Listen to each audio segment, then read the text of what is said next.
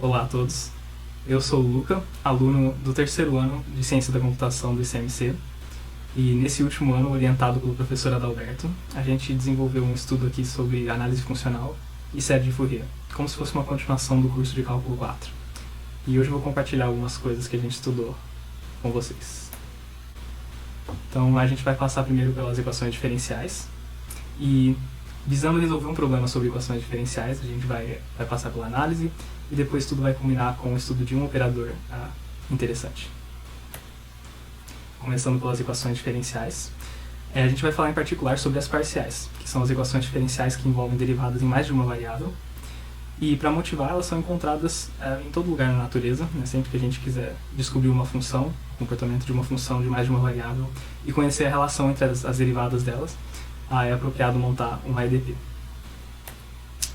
Só que a resolubilidade, né, encontrar soluções, não é a única coisa que importa pra gente.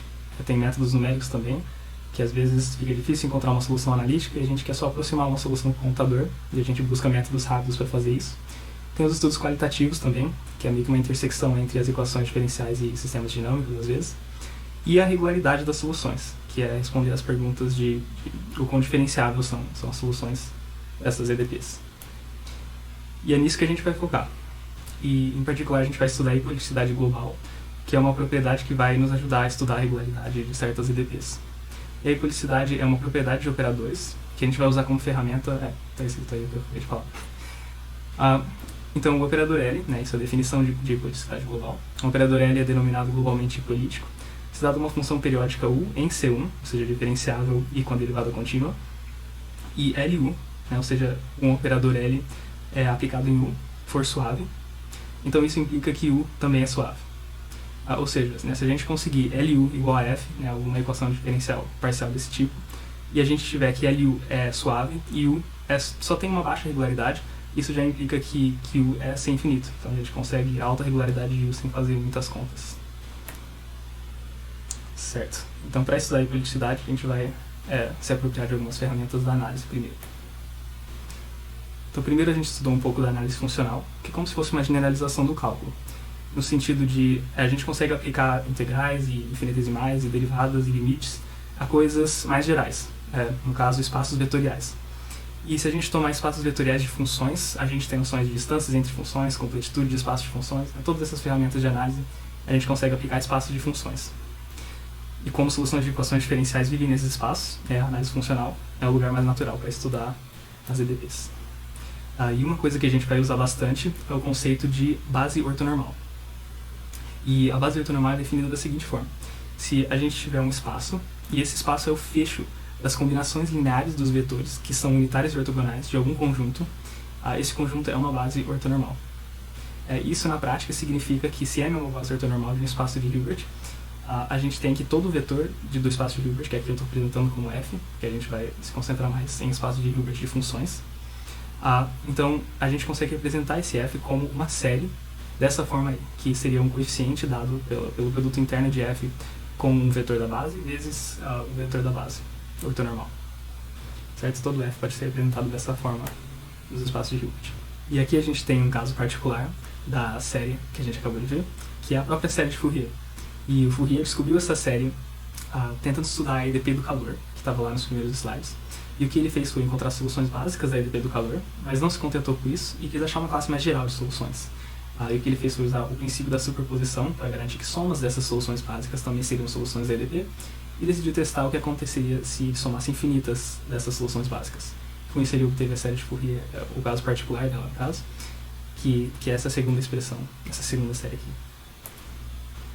E por que a gente gostaria de representar uma função como série de Fourier?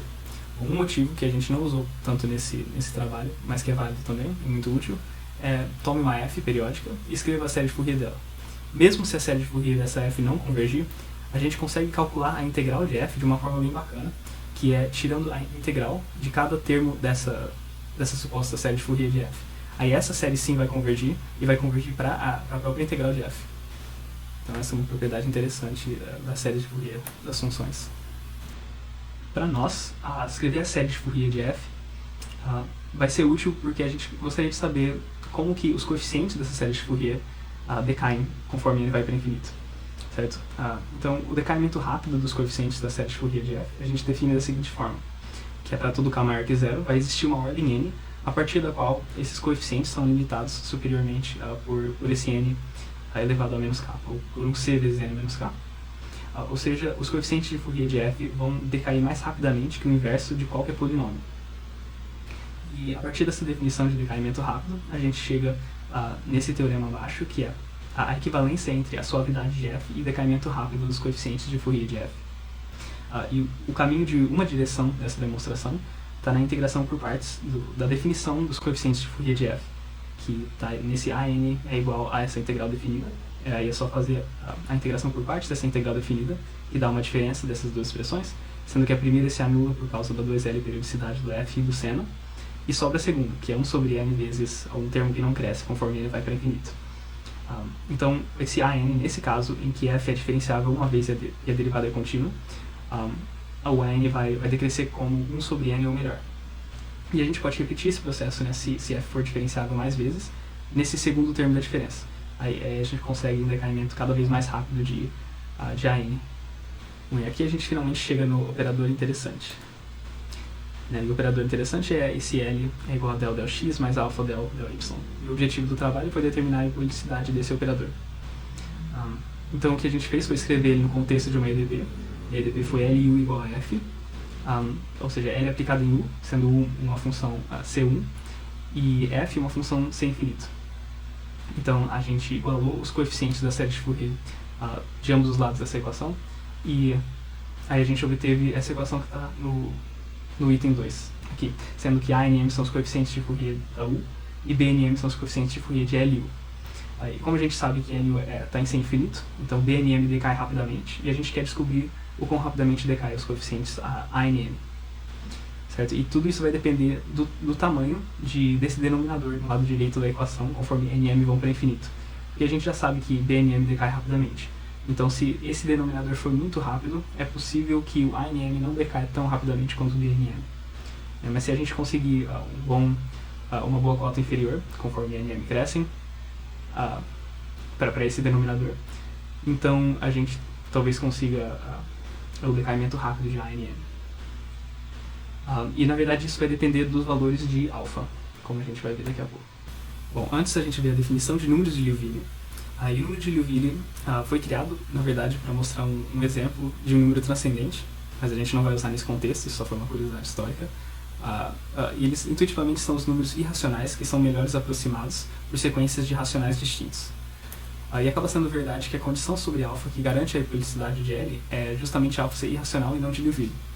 Então, para demonstrar isso, a gente primeiro toma um caso em que alfa é irracional e a gente assume que não seja de Liouville. Ou seja, a gente escreve aqui a negação da definição de ser um número de Liouville, que na verdade não é aquela definição do slide anterior, mas é a negação de uma definição equivalente. E a gente multiplica os lados por um fator de m e obtém uma cota inferior aqui, conforme m e n crescem, para uma expressão muito parecida com o denominador que a gente queria achar uma cota inferior.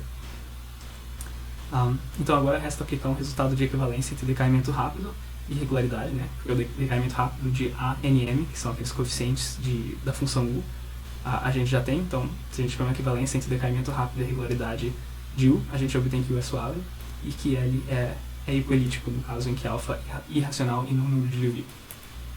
Bom, e agora restam dois casos de possíveis valores para alfa, que é o alfa racional ou alfa irracional e número de Liouville. Nesse segundo caso, a demonstração da não hipoliticidade de L caso alfa assumisse alguns valores nesse conjunto é bem parecida com a demonstração do slide anterior. Mas a demonstração que L não é hipoelíptico se alfa for racional é um pouco diferente. E segue um esboço então dessa demonstração. Primeiro você fixa alfa é igual a P sobre Q, Q inteiros positivos, e você define essa função U. E a função U é escolhida tal que ela é C1, mas não é C infinito. Aí você vê que LU é igual a 0, que é C infinito, e LU é C1, porém U não é C infinito. Então L não é globalmente hipoelíptico nesse caso de alfa racional. E com isso encerro a apresentação e deixo aqui 4 das principais referências que a gente usou durante os estudos. Queria agradecer ao professor Adalberto por sempre estar disposto a me ajudar e pela paciência em geral, e pela CNPq pelo apoio financeiro e os avaliadores. Espero que tenham tirado algum proveito e até a próxima.